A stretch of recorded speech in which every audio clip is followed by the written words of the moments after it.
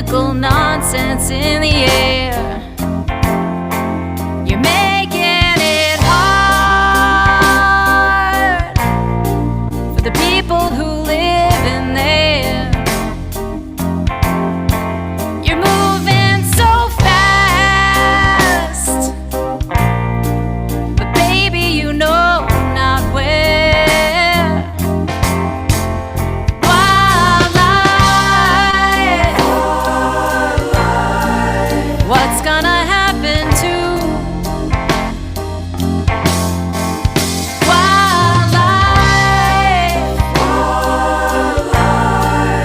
animals in the zoo? Oh, oh,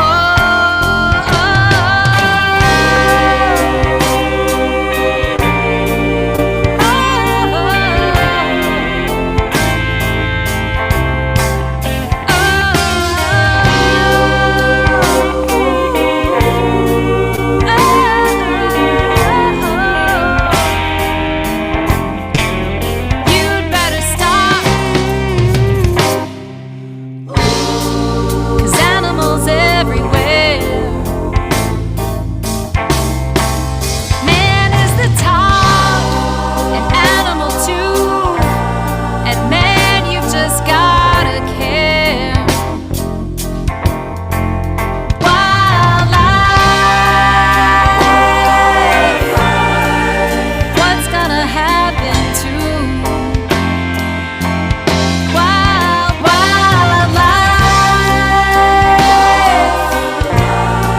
The animals in the zoo.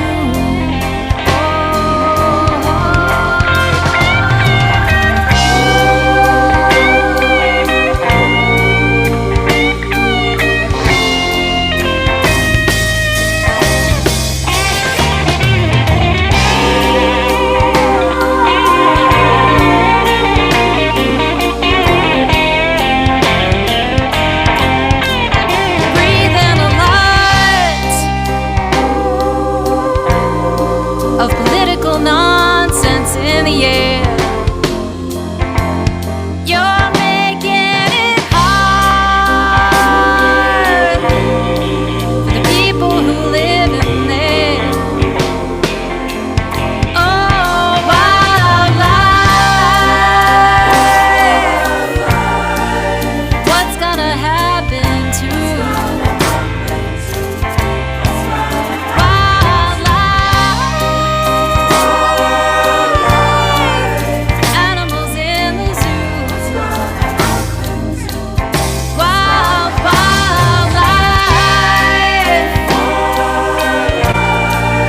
whatever happened to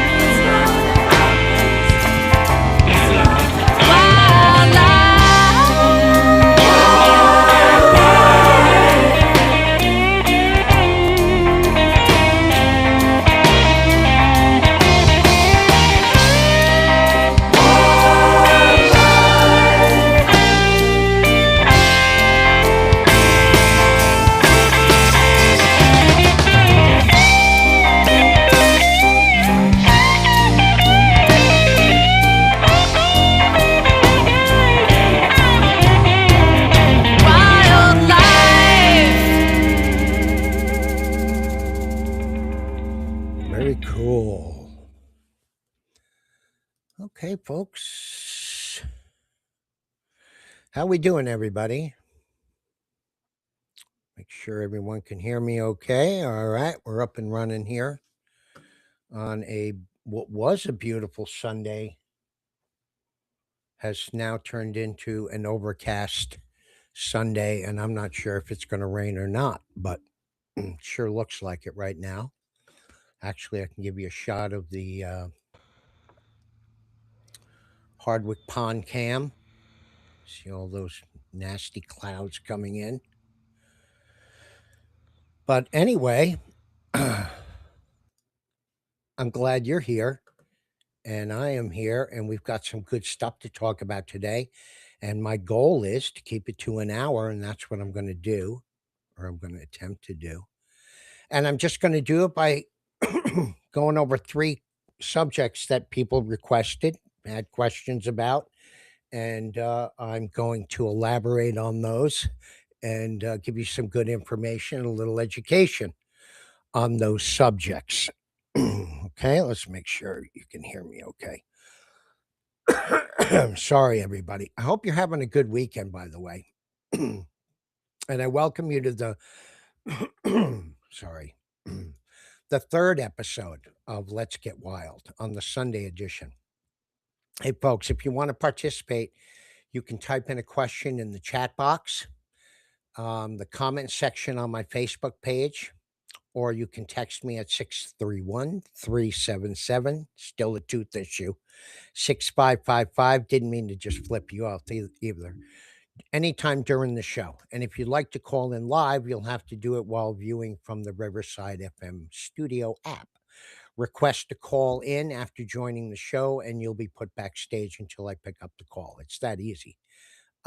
Those who cannot make the live stream show, Sundays at 5 p.m. Eastern Standard Time, all summer long, can watch it anytime they wish by the next morning on either my YouTube channel or right here on my Facebook page. I'm going to post it here and the Let's Get Wild page since they're not letting me stream on it.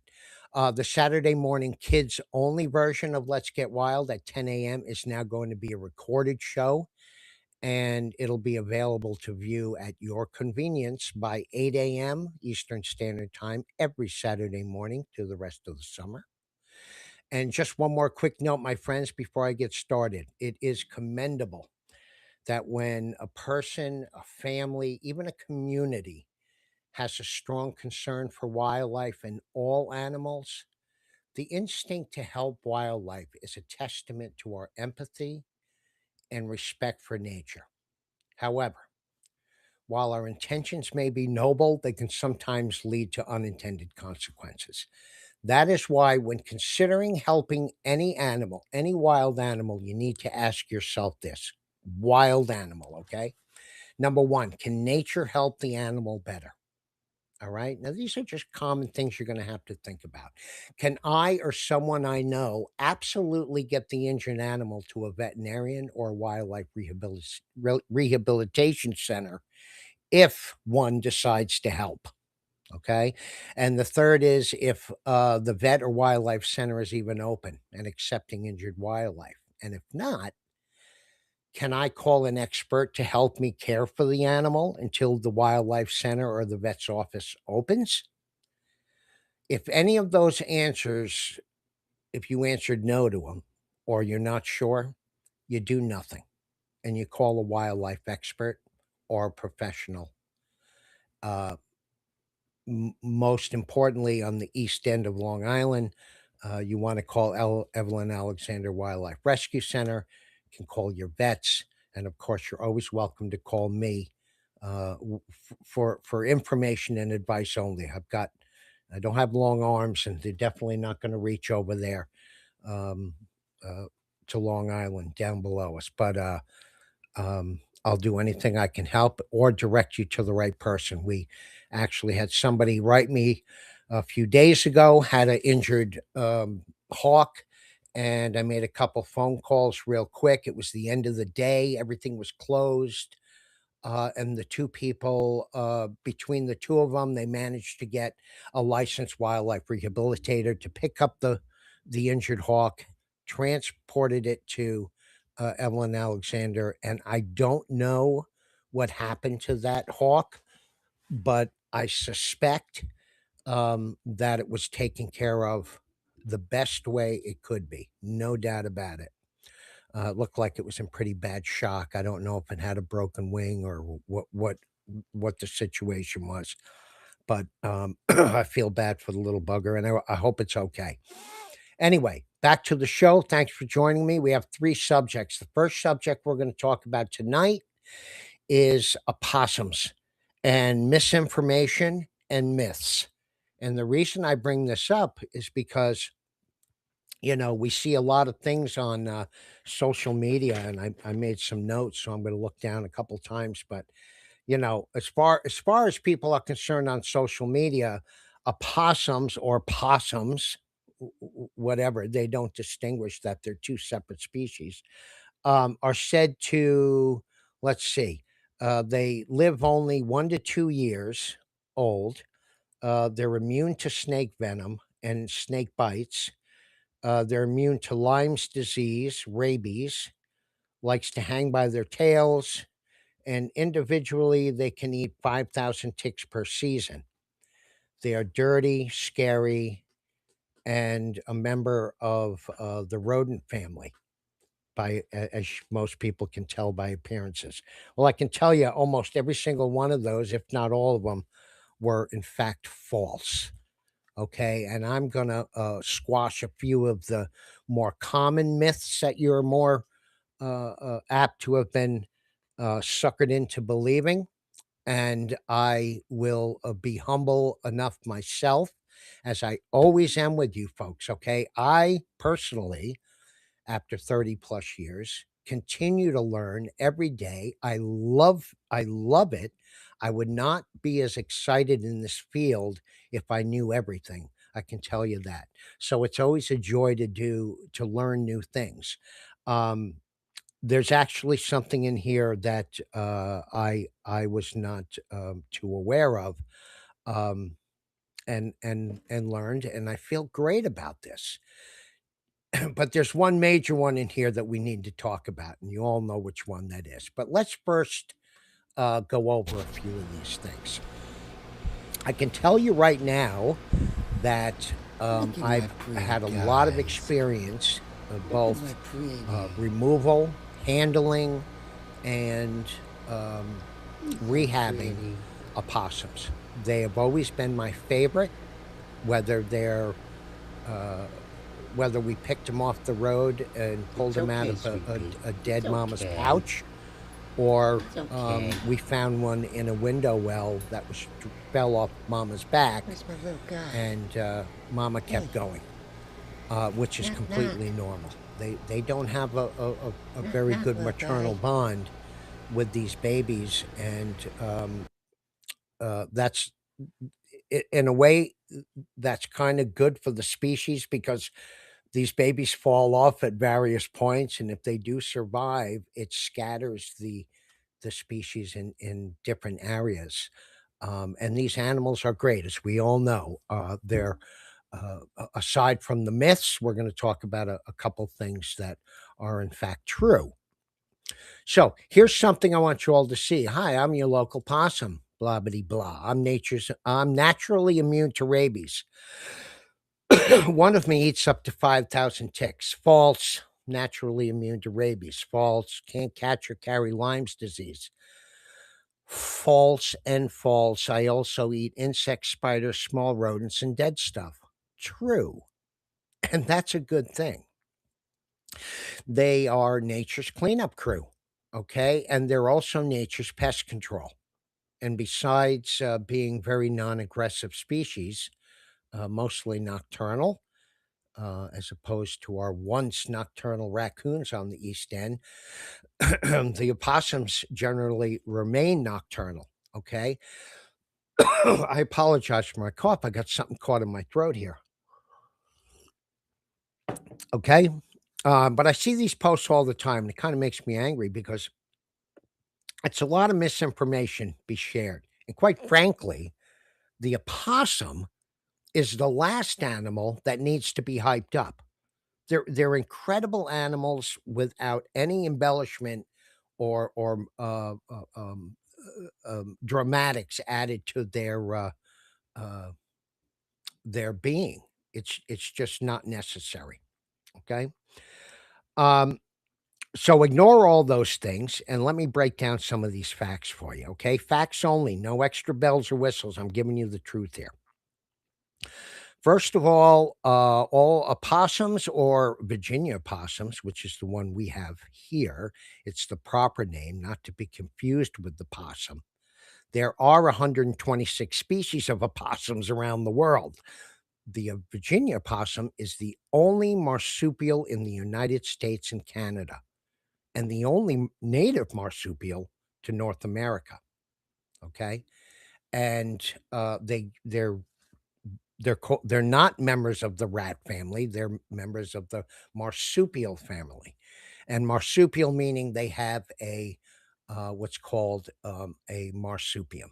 And the marsupium is the proper name for the pouch that they carry and carry their young in. Okay. Um, so let's see here. What did I write down first? Okay. Can an opossum get rabies? Well, technically, yes. All mammals can get rabies. And that includes marine mammals, strangely enough. I would suspect somebody to question, can a whale get a mammal? I mean, can a whale or a seal get rabies? Before I would expect you to believe that opossums are immune completely to rabies. Now, of course, understanding their special, they have a special function in their body that we're going to talk about, but still, they are not immune. They are highly resistant to rabies and Lyme's disease. However, they are not immune to neither. Okay. Let me explain that to you a little bit. Okay. It is rare in opossums because their body temperature is so low. And when the body temperature is low, it makes it difficult for these viruses to um, survive and multiply. Okay. And that's where they have the benefit of having a particular peptide in their blood that fights, for example, um, lethal toxins, which we're going to talk about that in a minute. Okay. However, because the blood temperature is low, they these some of these diseases cannot incubate. However, under proper circumstances, which could be anything from the location of the animal in a hotter climate or a colder climate, or whatever the case may be, if the animal has a disease from something else, and it is running a different temperature due to another illness, this could change that scenario, and then that would in fact make them more able to um, catch and carry the rabies virus. Okay, so yes, highly resistant, absolutely, and yes, it makes them special, but totally immune, no. And you shouldn't tell somebody that, because if somebody actually gets bit by an opossum who just happens to fall in that rare category and has rabies, then they're not going to want to or think about getting checked, because as far as they're concerned, they've been led to believe that they don't carry rabies. Okay, they can't get it; they're immune. All right, and what happens to that person? Bye bye, bye bye, because rabies doesn't mess around.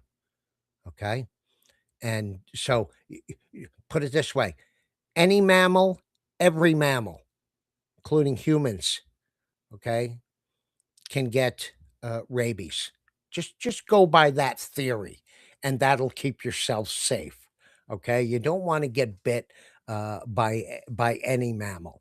Okay, there's a number of diseases other than rabies that can be just as dangerous, but uh, they're not immune to it. And just like Lyme's disease, they're not immune to Lyme's disease either.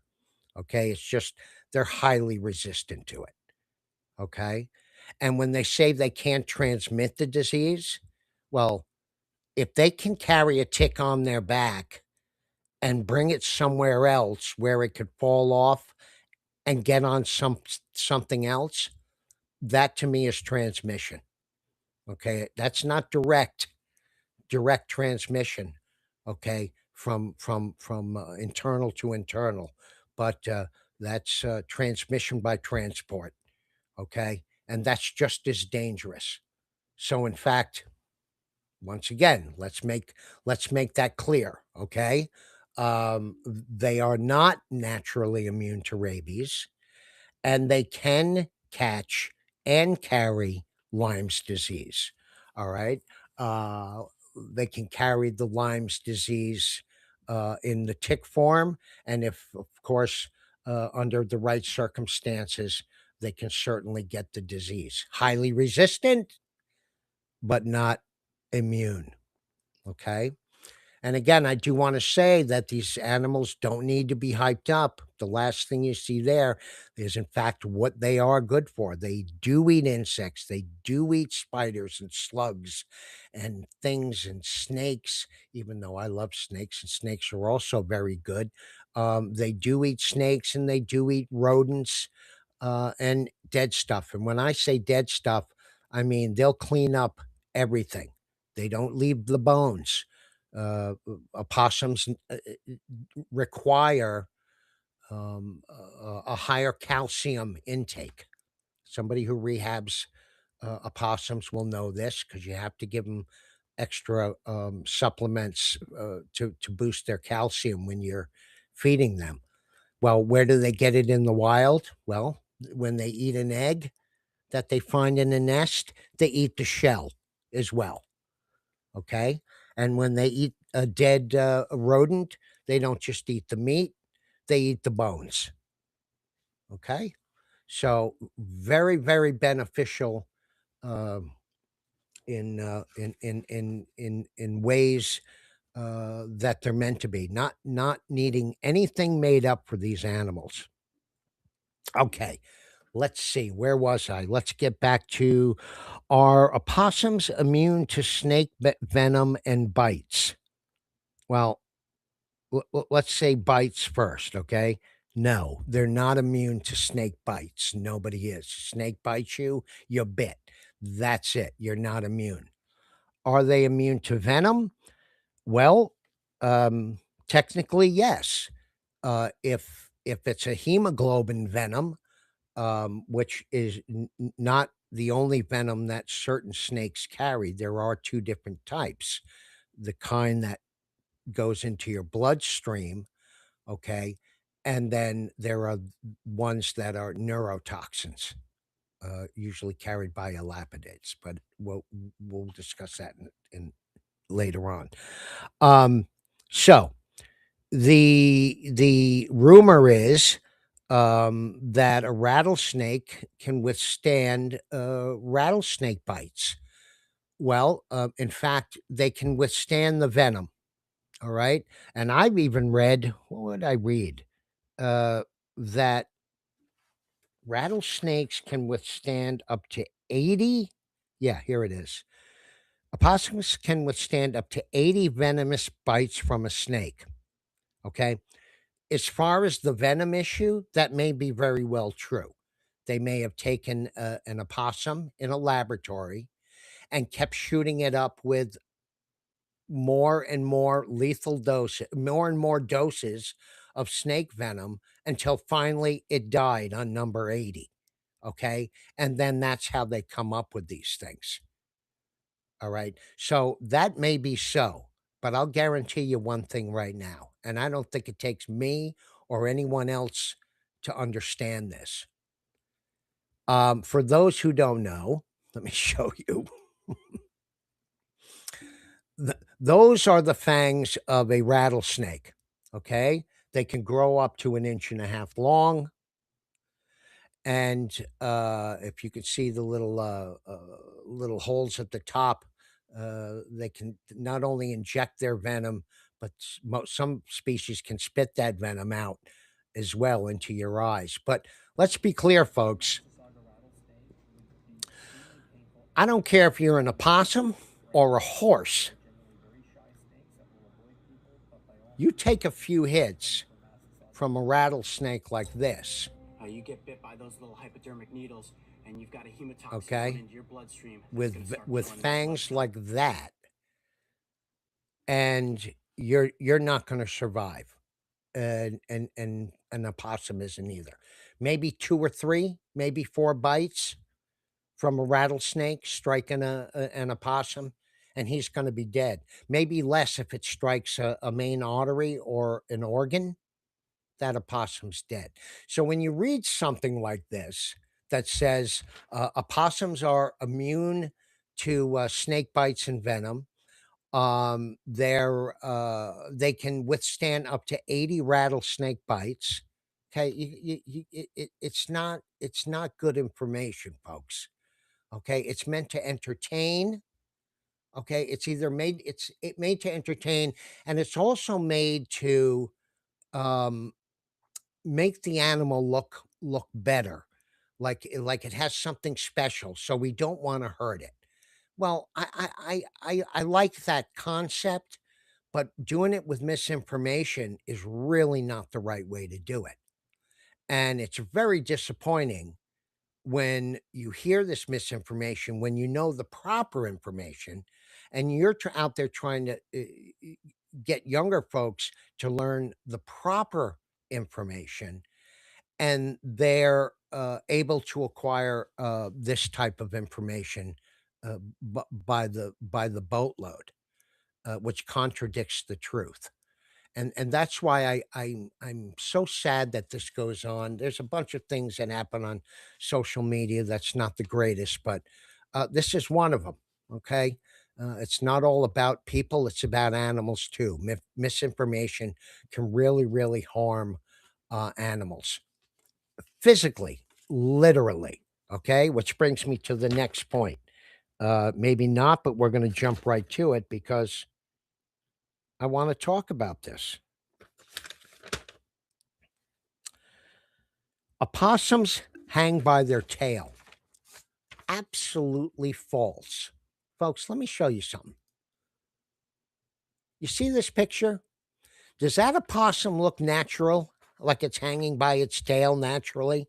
No, it's got all four of its limbs out, reaching for whoever just laid that possum there for a picture. Okay? Opossums, and read the thing down at the bottom. Possums don't spread rabies. They eat thousands of ticks and get rid of waste. Don't hurt them. They're helping keep the planet clean. Again, they're using both misinformation, okay, and a misinformation in visual form on that picture. Okay, opossums do not hang by their tail.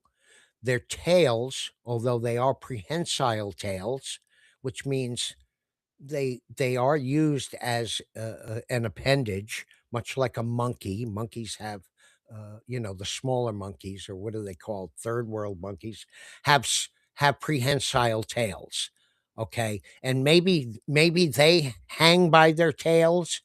I don't know that. I'm not too clear on their behavior, but I can tell you that opossums and their prehensile tail is not for hanging. Absolutely not. It is not made to support the weight of an opossum, young or old. Okay, so when you see pictures like this, it really makes me angry because they were staged. All right. Um, let me also show you, for example, this. Virginia possum, Indiana's only marsupial, mega memory, too chill to get ill, and a branch grabber. Okay, branch grabber, wrong. Too chill to get ill, wrong. Mega memory, well, no mega than many of our other wildlife animals. I mean, after all, a raccoon can remember how to undo a complex door lock to get into your garbage can or your garbage shed, and remember it for 3 years. Are opossums smart? Heck yeah, they're smart. All wildlife is smart. Um, that's another rumor that they're not. So yeah, folks. This is not good. All right. This is not what these animals are meant to be. This picture right here, completely staged. Look at their hands grabbing out. They're grabbing out for something to hold on to because their tails aren't strong enough to really hold them. Now, the little ones, yes, they can probably hold themselves up. That's probably why they were able to get the picture. However, you'll never see an adult opossum do this. And I don't suggest, folks. Now look at this one. I took this and see how he's using that tail. He's using it as balance. He's grabbing other branches while he's climbing up this complex array of branches. You see, that's how they use their tail. They also use it to grab things. They'll grab a tail full of leaves to go build a nest under a shed, and they'll literally walk across your yard with a tail curled up full of leaves. That's common, okay? But hanging by their tail, no, it's not. And I don't suggest you pick one up by the tail either. The bigger they are, the least reason you want to pick these animals up by the tail. Most important reason why: the prehensile tail is simply an extension of their spine. So picking an animal up by their tail that whose tail is an extension of their spine, which really is a lot of animals, particularly wild animals, um, is like picking them up by the throat, or picking you up by the throat, or or I can come up with some worse metaphors, but I'm gonna end it right there. Okay. Now, here's some good information. Opossums eat pests like ticks, snails, and cockroaches. They cannot hang up down by their tails. Possum rarely contract rabies. They have 50 teeth more than it. Complete fact. This is all facts and a great little piece to see on social media. That's what I like to see. Here's another one that is all correct. Look at this. I think that's enough. That makes them special enough.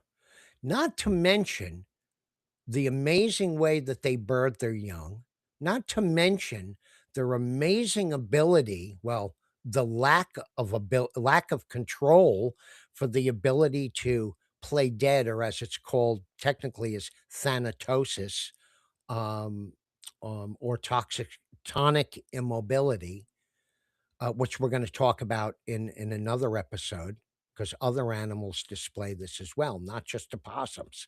There are a few others that'll surprise you. Okay. So these are the ones I'd like to see. And as far as illnesses go, my friends, there's one thing that opossums are very not immune to. Okay. And that would be rodenticides. Yeah, that's right. Rodenticides, folks. This is an opossum I rescued in East Hampton. He ate a mouse that had ingested rodenticide, and in turn, the opossum was poisoned as well. Of course, we got him full of vitamin K, got that blood cleaned out real good, and he survived and was able to be released. But had he not been found, it would have been a rough little go for this fella. Of course, you can see him here. He could barely move when I got him. So had it been a dog or any other predator coming after it, it wouldn't have stood a chance. Finally, folks, the last thing I want to talk about as far as myths, and this is the most important one. I saved it for last. Yes, indeed.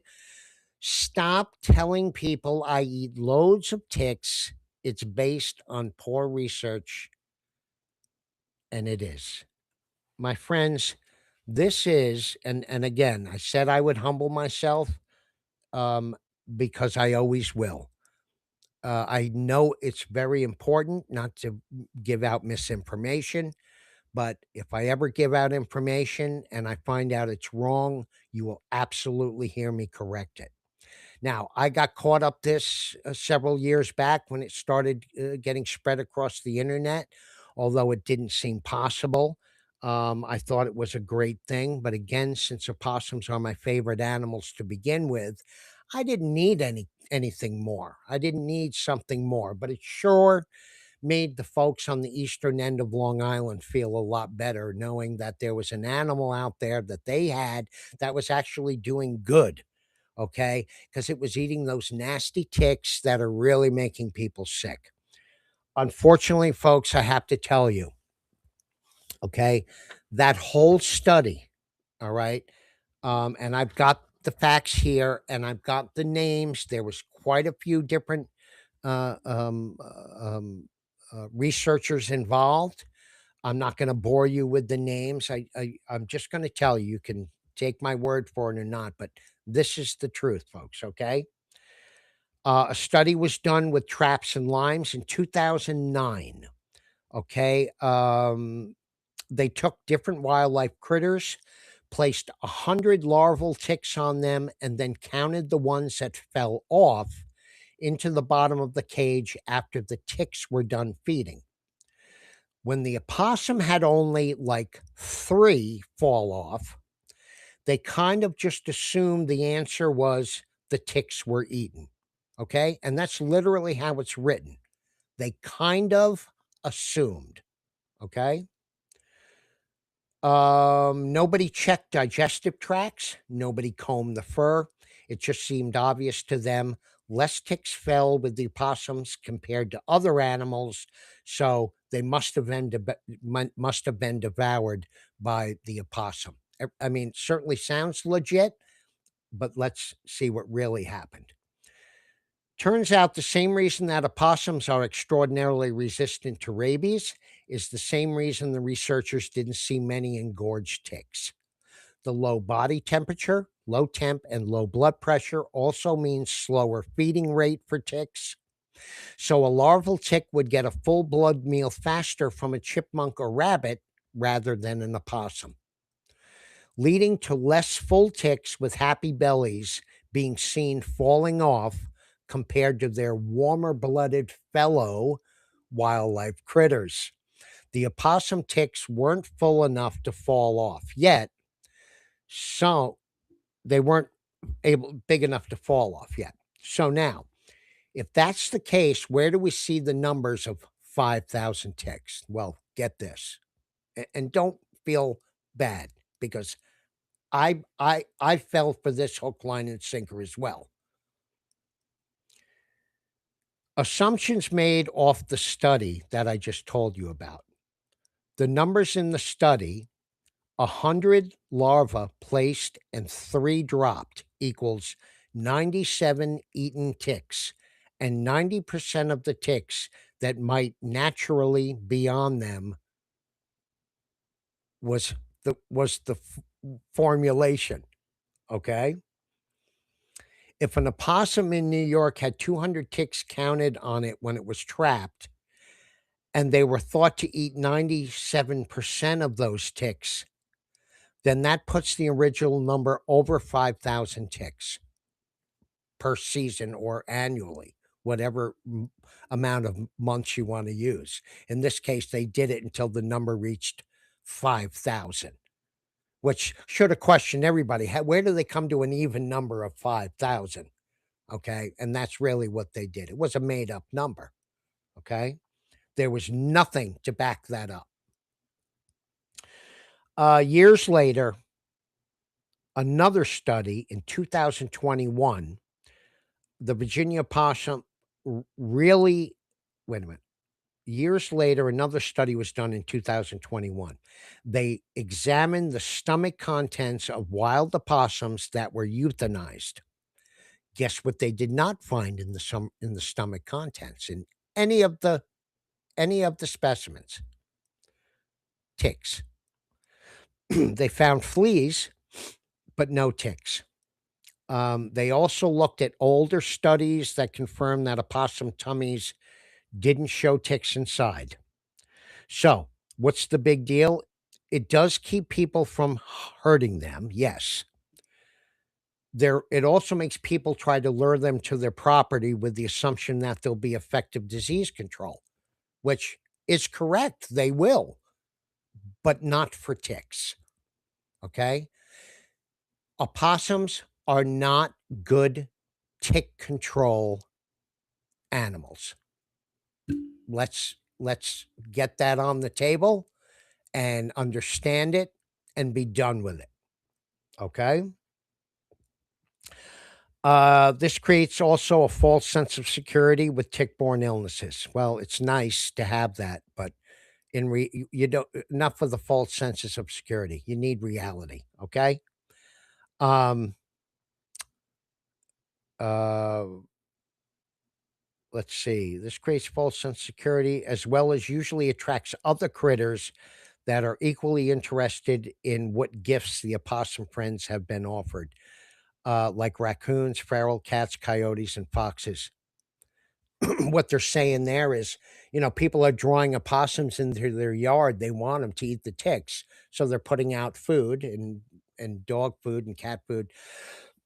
Sure, you might draw the opossums, but you're definitely going to draw raccoons. Okay, you're going to draw foxes and coyotes, depending on what area you're in, and depending on what part of the world or country you're in. Who knows what you're going to draw? You're not going to draw just one animal. I can tell you that. Pardon me. All right. So, look, as one of the researchers, Cecilia Hennessy, that conducted the most recent 2021 study said, opossums do not need to validate their existence by eating ticks like some sort of Pac Man of the forest. They do not need to earn their keep. They are an important part of our ecosystems for other reasons, like scavenging, seed dispersal, and as prey for other species. Okay? 100% true all the way around. Great end quote for that subject. So, enough of this 5,000 tick shenanigans. And the opossum doesn't need it. They're great animals. They're so great. We're going to talk about them next week. We're going to talk about thanatosis, their ability, their non ability to control their catatonic state when frightened, and what you can do when you see an opossum laying in the road. Don't assume they're dead. Most times they're not, folks. Okay. Most times they're not.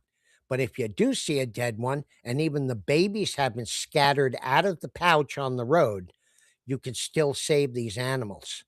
All right. And it's very simple, very simple. So we're going to talk about that next week. All right, folks. Next subject is, and also, if you do see an opossum, I'm not going to, you can take a screenshot of that, but all I really wanted you to know is, when does an opossum need help and when uh, it doesn't. All right. They have here the general formula for that.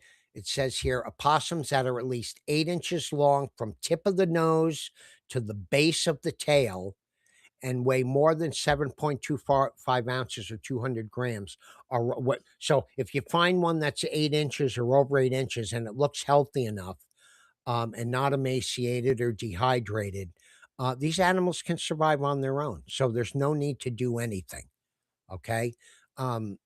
Yes, they might fall off mama as they get older and heavier and not able to fit on her. And that may be the reason why they fell off. Okay. But that doesn't mean they need help or you to intervene. Sometimes, again, you got to ask yourself that first question. Is it better for nature to take care of this situation? And if it's over 8 inches or over from the butt to the nose, answer to question one is yes. No more questions necessary. Let it be. Next subject, owls, the silent flight of owls. Okay. I know a lot of you folks out there love the subject of owls. We're going to talk a lot about them. They're one of my favorites and one of my expertises in this field of all the fields of wildlife that I'm in. Many of you know I actually took in and was a caregiver for a blind screech owl that I used to bring to the schools in East Hampton and Long Island, and actually a few other places I took it to, upstate New York, and we had a lot of fun with the kids and the adults, and taught them a lot about owls.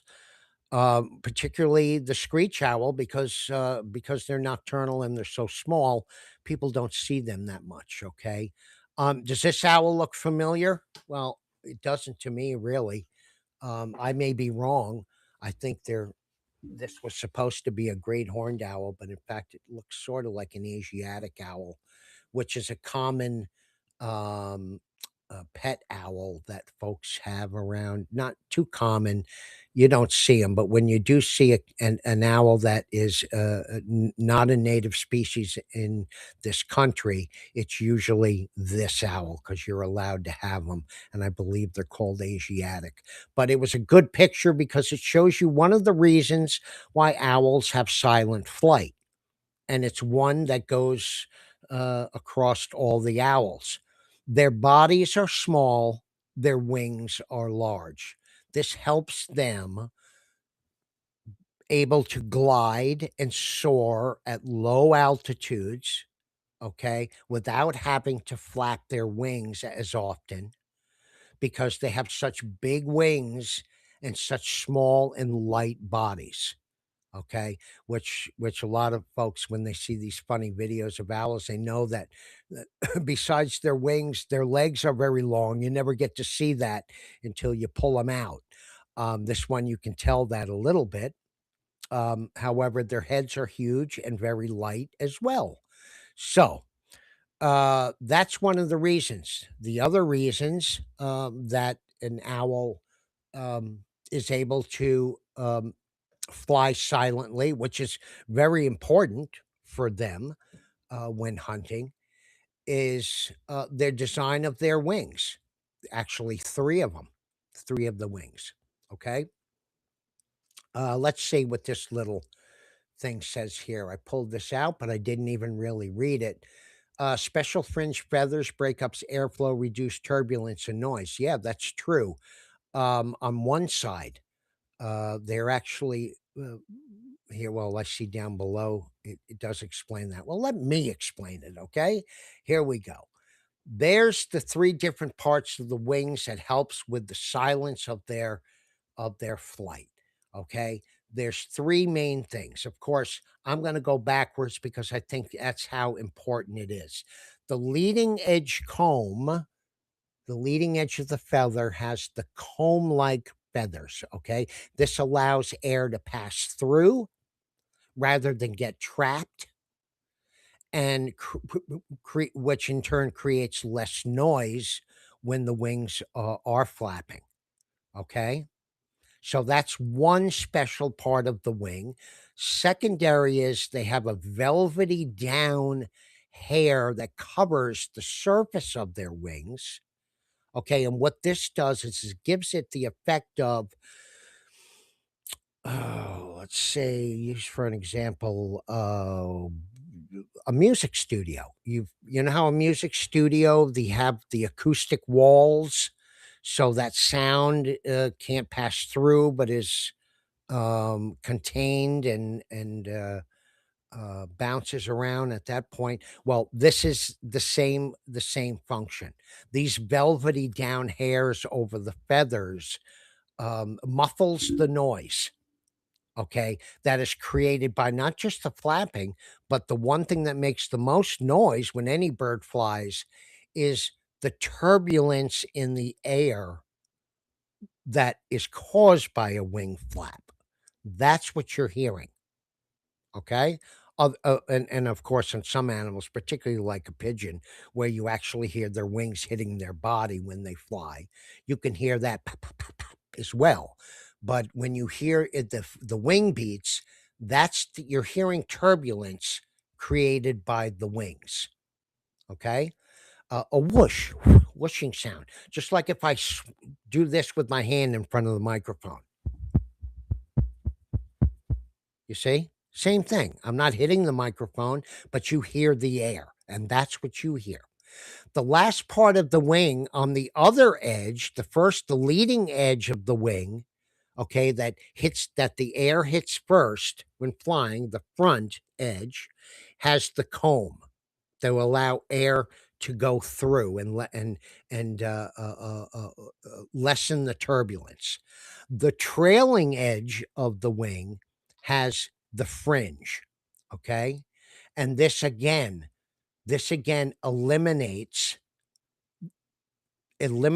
the turbulence or the vortices that's created with the wind flap. So all these three things combined, with the fourth being that there's not a lot of wing beats to begin with, and there's an ability to hover for long distances, okay, low to the ground if necessary, just by long open wings carrying a very light torso. Okay, those four things combined makes this animal absolutely silent. And when I mean silent, you don't think about this until you actually see it. And I'm going to give you that opportunity. Just one second. Let me show you a couple other things. Here's an actual, here you see the comb like fringes of the feather on the leading edge, okay, the front edge. It's quite visible when you look close at it or you have a magnifying glass. Okay. I actually have some.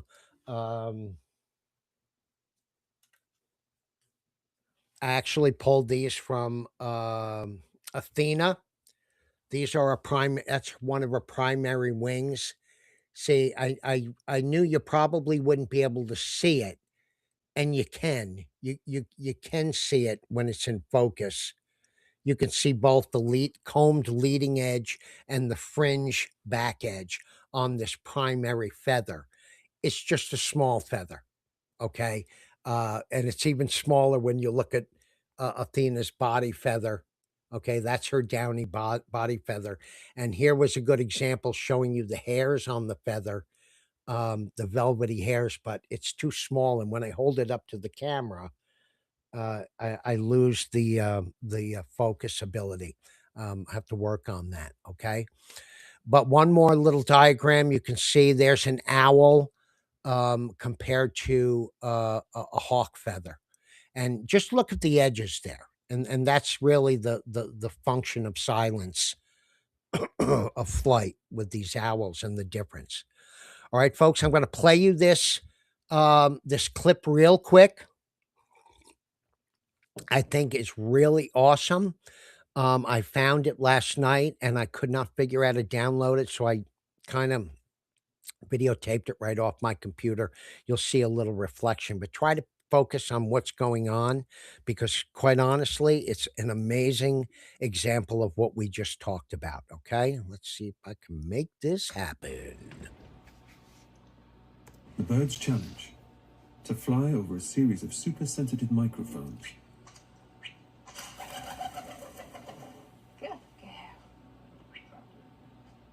Moses. Mo.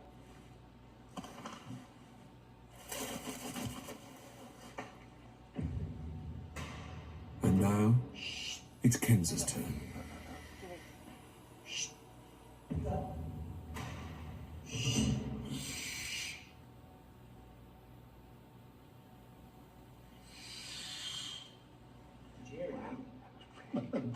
No, nothing at all. Absolutely quiet. It was amazing. But what have the microphones picked up? The decibel waveforms show the sound being generated by the birds in flight.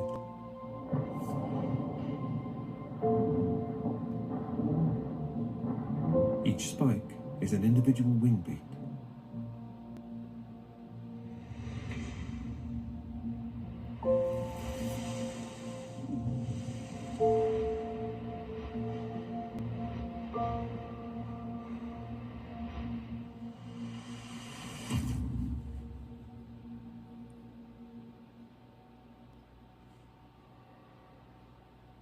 But with the barn owl,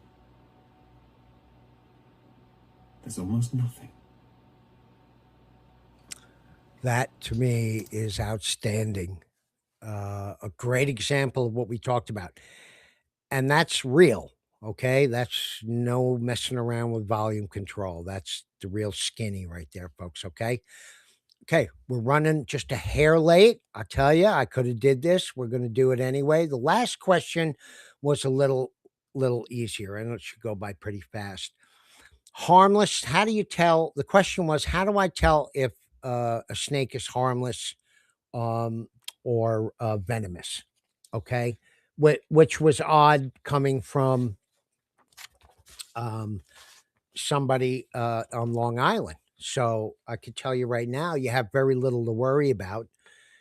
You have 13 species of snakes on Long Island, and not one of them is venomous. And in fact, just about all of them are quite beneficial. Okay. With a few stinkers in there that would probably cause you a little um, nuisance, but not enough to not want them around. They're good to have around. Okay. But here in the country, okay, now let's just talk about the United States because if we talk about in the world, some of these things would not apply.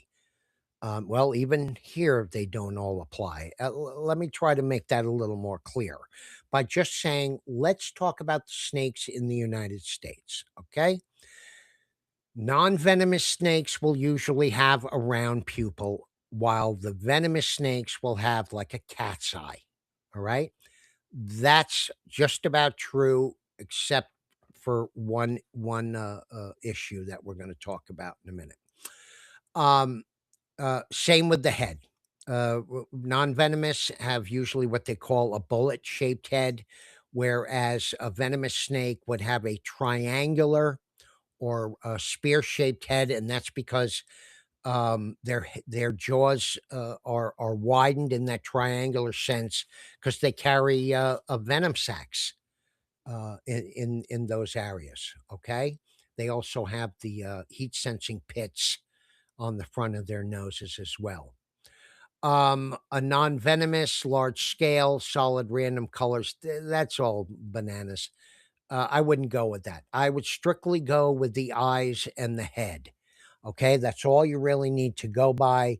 If you see a rattlesnake, um, or a copperhead, or a water moccasin, or a cottonmouth, which are the same, water moccasins and cottonmouth, any of those three, or any of the many species of rattlesnakes, they'll have that slit like pupil. Okay. The only venomous snake that we have in the United States um, is a member of the Elapidae family, which is comes of the family of cobras, kraits, taipans, mambas, um, and a lot of venomous sea snakes as well. That would be the coral snake, which is found down south in Florida. There's also a Texas coral snake that looks very similar. We also have snakes that look like the coral snake, such as the scarlet king snake, which is very harmless and actually eats rattlesnakes and other snakes.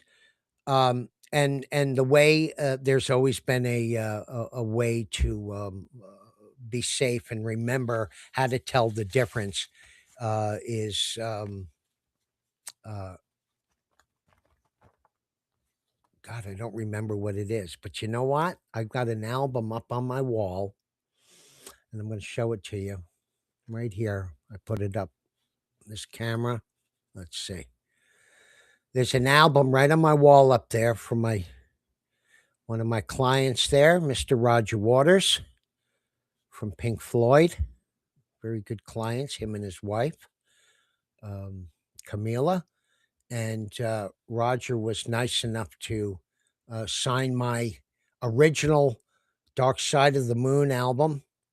And I had brought him to see Bob. I brought Bob over, Bob, my Pueblan milk snake, and he liked it. So when I brought my album over, he signed it like this, where he pointed to the colors of the prism: red and black, venom lack, red and yellow, kill a fellow. And there you go. And that's the the coral snake directional. Okay. Um, if yellow touches black, venom it will lack. But if red touches yellow, it'll kill a fellow. And that would be the coral snake. Thing about coral snakes, folks, they're very small, they're very elusive. You probably don't see a lot of them too often, even you folks down south. They don't bite like a regular snake, like a fang snake. They do have neurotoxins, so Even opossums are not immune to their venom. These little snakes that sometimes will only grow to 8 to 10, 12 inches or just a little more will absolutely kill an opossum um, after one well placed bite. However, their fangs are very small, as you can see here, and like most elapidates, and uh, that for that reason, usually they need to latch on and hang on. And sometimes, even in some animals, they need to chew on the bitten area or skin that they've clamped onto a while to give it time to release enough venom to do any damage. Of course, the coral snake doesn't need to release much venom, but it generally doesn't release venom when it bites. So getting bit by a coral snake is not your absolute ticket off this planet. However, I would absolutely seek um, uh, a medical doctor immediately if ever bitten. You probably would have a better chance than if you were bitten by a green or black mamba, a king cobra, or a banded krat. So, any of the other elapidates. So, um, yeah, that's the only snake you need to be worried about, folks. Well, actually, I guess down south, you also have the python now in the Everglades. It's an invasive species, and they're trying to direct that. But folks, those that is a real skull of a reticulated python. What type of pythons they're having problems with? In the Everglades, and you do not want to get bit by one of these. I've been bit by one of these, not such a big one, but they're very hard to get off if they don't want to release their bite because of the curved teeth. Kind of keeps you in there. They're not venomous, but they definitely will draw blood. The list I wanted to just go over before we end this show here. I did want to go over a small short list of the snakes on eastern Long Island that you don't have to worry about. Of course, you have your garter snake. All right, you've all seen those. Probably one of the most common snakes you'll see on Long Island. Okay, and these folks, these snakes are very harmless and they are good um, for your garden. Not where they got their name from. Okay, it's not a garden snake; it's a garter snake, and we'll talk about that name sometime too. It's kind of funny how they got their name. One of my favorite East End snakes that I often got a lot of calls from because of their beautiful color pattern. A lot of times people didn't know what the heck they were, if they were a venomous snake or not. But clearly, that's an Eastern milk snake, and they are awesome to have in your yard. Please don't. If you see one, welcome it. Say hi to it. Let it sit there and soak up some heat on your stone wall. Do everything nice you can to these buggers because they will supply you with free pest control, and I mean rodent control, folks. All right, these guys are relentless. That's all they're interested in. They would love to come work for you for free. Okay. One that another favorite of mine is the ringneck snake, another tiny snake. You will see them on Long Island. Found about three or four of them. Usually their bottoms are bright orange. This one seems to be yellow, but you don't know it until they go into that defensive position, which is they curl up their belly and show you their belly in a spiral, and it's quite pretty and amazing for a small little snake. And yes, you pick up the right rock, you're going to find this little bugger. The one snake I always have issues with. I've removed so many of them, but I've never met one with a good attitude, and that would be the black snake. Okay, and there's actually in Long Island, you have the black rat snake and you also have a northern black racer. And they're generally the same. They can grow very big. The black snake is all black. The racer has the white underneath. but they're aggressive. Okay, they're aggressive. They will strike. They will bite. They will break skin, but that's it. They're nothing to be fearful of. They're not going to tear, lacerate your skin. They'll just show you a few puncture marks. And once they realize that you don't fear them and their bites are useless, they'll usually be calm enough for you to grab them and bring them outside.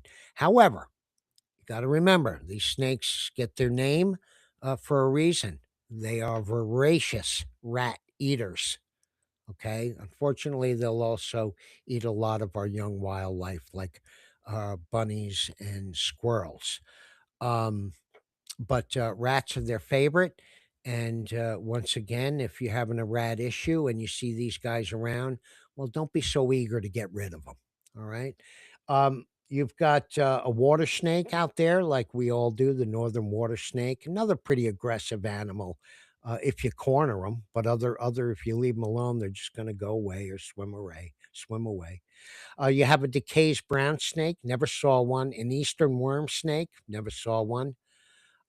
Eastern ribbon snake. Never saw one of those either. I'd love to have seen a smooth green snake, which are on Long Island, but never had the opportunity. They are there. I've seen pictures of people that have seen them. In my all the years I spent looking for snakes on the eastern end of Long Island, I was convinced there were more up the island. I was never able to find one. Okay, then you have a northern red belly snake. We talked about the black rat and the black racer, and last but not least, your favorite and mine, folks. Yes, the hognose snake, and we're going to be talking about him when we start talking about Thanatosis and playing dead, because these amazing snakes do it as well. Okay. But the hognose snake, do not fear, folks. You may see him in your beach house, down on the beach, in the dunes, in the sand, or in the grass of the beach grass, or around your homes, or even in the woods. Okay. First thing you're going to do when you walk upon one, you're going to see their tail rattle like a rattlesnake.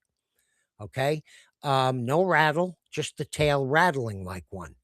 All right. And if that doesn't make you run away in horror, they're going to flatten their necks out like a cobra, and they're going to open their mouths like some sort of weird looking serpent, and they're going to start hissing and spitting and with foul breath and bits of saliva coming out. Okay, these animals can be very loud when they hiss. Certainly works on animals to keep them away, but if it does not work on a human, they will bluff strike, and what I mean by that is, as you can see, they don't have um, uh, teeth there to break your skin. Oh, You could what? see that they'll bite with mouth Got open, his bang and nothing happens. damn, dude.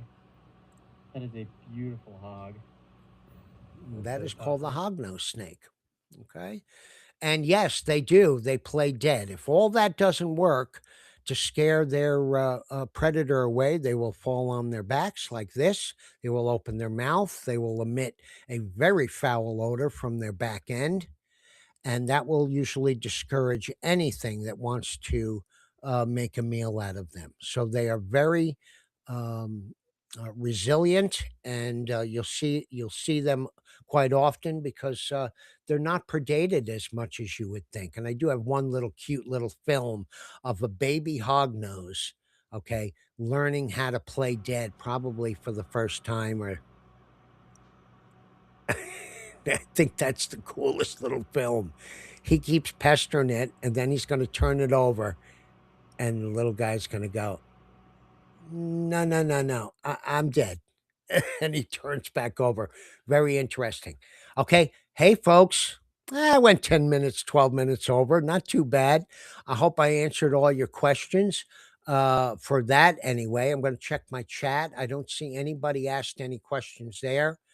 I don't, not going to chance this by checking Facebook. But if you asked any questions, I guarantee you I'm going to answer them next week. If you want to send in your questions, you can email them to me. You can text it to me. You can send it to the Let's Get Wild Facebook page, my personal Facebook page, whatever you want to do. It's absolutely tons of ways to get a hold of me. And I'd appreciate it if you would, because I'd love to answer these questions for you.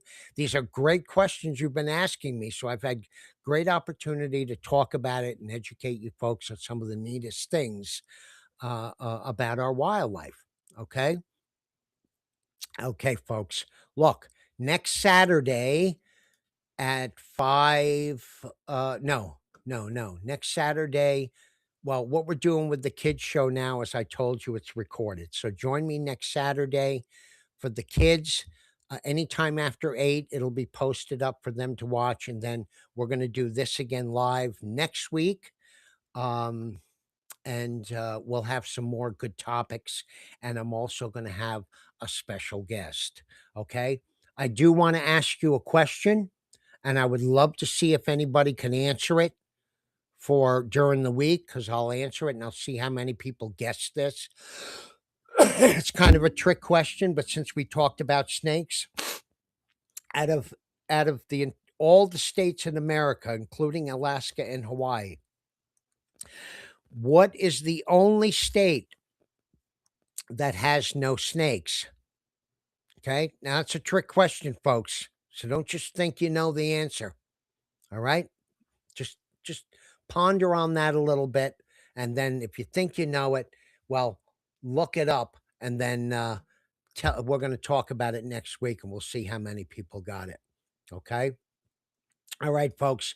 As I get out of here, I do want to remind you of the great saying: the closer you are to nature, the further you are from idiots. I absolutely agree with this. So I suggest all of you that are getting stressed out of the everyday deal to go out in nature. You'll feel better, whether you're alone or with friends. Go out there, enjoy it, breathe, take deep breaths, look around your surroundings, try to connect yourself with nature. And I guarantee you're going to walk out of those woods feeling 100% better. Okay, folks? I don't know what the lineup. I am going to have a special guest, but that's it. As I'm going out, I'm going to show you a bunch of numbers for people, numbers that you're going to need. So write some of these numbers down. Some are referrals. If you are looking for trappers or people to do insect control, use these people. Okay. I know them. They're good people. Tell them I told you to call them and they'll hook you up real good. Okay, folks? We'll see you next week. Thank you so much once again for joining me. And as usual, wildlife matters. So let's all remember that, okay? See you next week, folks.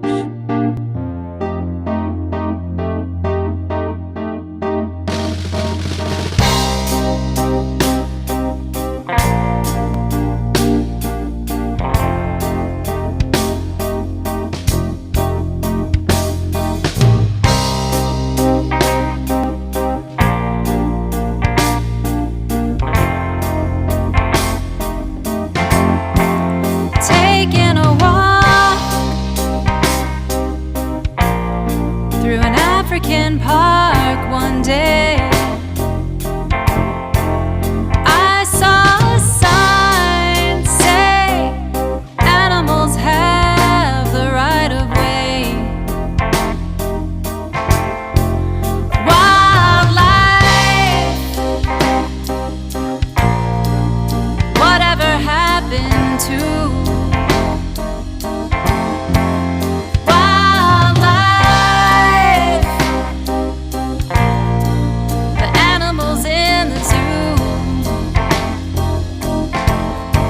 you're breathing so hot, a lot of political nonsense in the air. You're making it hard for the people who live in there. You're moving so fast,